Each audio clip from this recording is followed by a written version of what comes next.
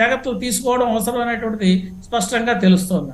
Yes sir, మీరు లైవ్లో అలానే ఉండండి సార్. ఒక్కసారి న్యూస్ రూమ్ నుంచి రాఘవ అందుబాటులో ఉన్నారు. రాఘవ, ఇప్పుడు 30 దేశాల్లో ఆల్రెడీ కోవిడ్ స్ప్రెడ్ స్టార్ట్ అయింది, మన రాష్ట్రంలోకి కూడా ఎంటర్ అయిపోయింది. 5 కోవిడ్ కేసులు ఆల్రెడీ నమోదైపోయాయా? అందులో JN1 అనే వేరియంట్ ఉందా లేదా అనేది తర్వాత తెలుస్తుంది, దట్స్ ఫైన్. కానీ ఎంత అప్రమత్తంగా ఉంది? ఎందుకంటే కేంద్ర సర్కార్ ఆల్రెడీ ఒక ఆర్డర్ జారీ చేసింది, కంప్లీట్గా RT-PCR టెస్ట్లని అందుబాటులో పెట్టండి, చెయ్యాలి అన్నటువంటి మాట చెప్పిన నేపథ్యంలో RT-PCR టెస్ట్లకు సంబంధించిన కిట్స్ మనకు అందుబాటులో ఉన్నాయా? అగైన్ వ్యాక్సినేషన్ ఏమైనా ప్రోగ్రామ్ టేకప్ చేయబోతోందా రాష్ట్ర సర్కార్? ఎలాంటి ఇన్ఫర్మేషన్ ఉంది? అయితే తెలంగాణలో ఇప్పటికే అధికారులందరూ కూడా అప్రమత్తమయ్యారు. దీనికి సంబంధించి వైద్య ఆరోగ్యకు సంబంధించినటువంటి అధికారులందరూ కూడా ఇప్పటికే సమావేశం ఏర్పాటు చేసుకోవడం జరిగింది. దాంతోపాటు డాక్టర్లందరూ కూడా గాంధీకి సంబంధించిన కానీ అదేవిధంగా వివిధ డిపార్ట్మెంట్లో ఉన్నటువంటి అధికారులందరూ కూడా డాక్టర్స్ అందరూ కూడా కోవిడ్ నిబంధనలు ఏ విధంగా పాటించారు అంటే ఇప్పటికే కోవిడ్కి సంబంధించినటువంటి కేసులో చాలా అనుభవం ఉంది. ఇక్కడ ఉన్నటువంటి గాంధీలో కానీ మిగతా హాస్పిటల్లో కానీ కోవిడ్ కేసుకి సంబంధించి వచ్చిన సమయంలో ఎప్పుడైతే ఎక్కువ సంఖ్యలో కేసులు నమోదైనప్పుడు కూడా ఇక్కడ ట్రీట్మెంట్ జరిగింది. కాబట్టి ఆ విషయంలో ఎలాంటి జాగ్రత్తలు తీసుకోవాలనే దానిపైన కూడా ఇప్పటికే అవగాహన ఉన్నటువంటి వైద్యులు ఎవరైతే ఉన్నారో, డాక్టర్స్ ఎక్కువగా ఈ డ్యూటీలో పాల్గొన్నటువంటి వాళ్ళు ఎవరైతే ఉన్నారో వాళ్ళందరూ కూడా ఇప్పుడు ఒక సమావేశం ఏర్పాటు చేసుకొని దీంట్లో ఎలాంటి చర్యలు తీసుకోవాలి, అదేవిధంగా కేసులు పెరిగితే ఏ విధంగా ఉండాలి, కేసులకు సంబంధించినటువంటి అంటే పాజిటివ్ కేసులు పెరిగే సమయంలో ఏ విధంగా వాళ్ళకి హెల్త్ కండిషన్స్ ఉంటాయనే దానిపైన కూడా ఒక సమావేశం ఏర్పాటు చేసుకొని వీళ్ళందరూ కూడా అప్రమత్తమైనటువంటి పరిస్థితి మాత్రం ఇక్కడ మనం గమనిస్తున్నాం. ఇప్పటికే వైద్య ఆరోగ్య శాఖ నుంచి అన్ని రకాల ఆదేశాలు జారీ చేయడం జరిగింది. RT-PCR టెస్టులు అనేది కూడా చేయాలి.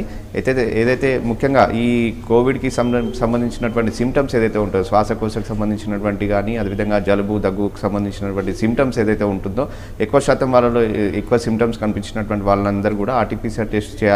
వాళ్ళకు ఒకవేళ పాజిటివ్ నెగిటివ్ అని తెలిసేంత వరకు కూడా వాళ్ళు మిగతా వాళ్ళతో కలవనివ్వకుండా జాగ్రత్తలు తీసుకోవాలనే దానిపైన కూడా అవగాహన కార్యక్రమాలు అనేది కూడా చేయాల్సి ఉందని చెప్పేసి కూడా ప్రభుత్వం ఇప్పటికే అధికారులకు సూచించడం జరిగింది.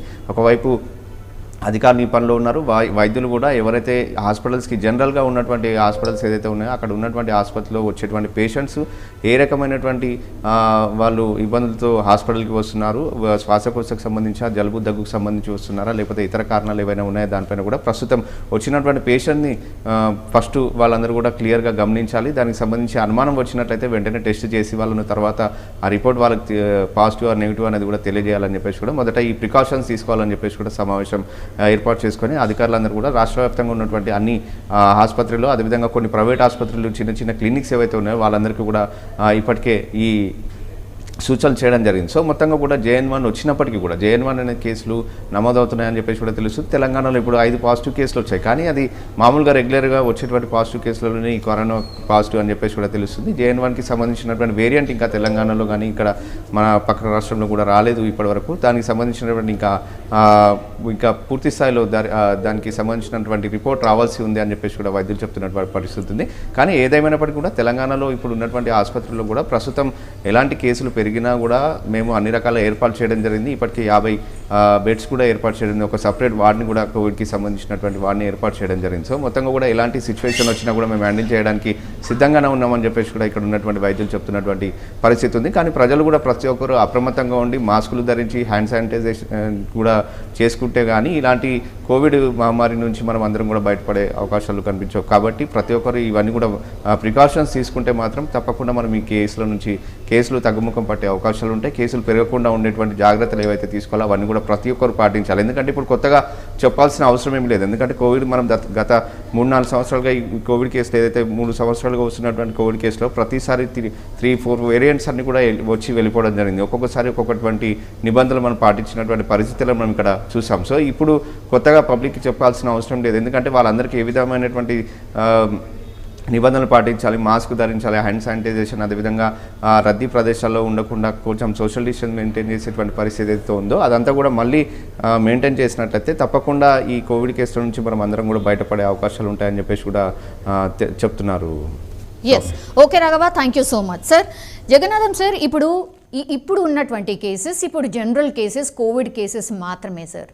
ఇప్పుడు ఇది తిరువనంతపురంలోని కారాకులంలో 79 ఏళ్ల వృద్ధురాల్ని ఆర్టీపీసీఆర్ టెస్ట్ చేసిన తర్వాత డిసెంబర్ 8న ఆమె నమూనాలు సేకరించారు సార్. JN1 సబ్ వేరియంట్ను కనుగొన్నారు.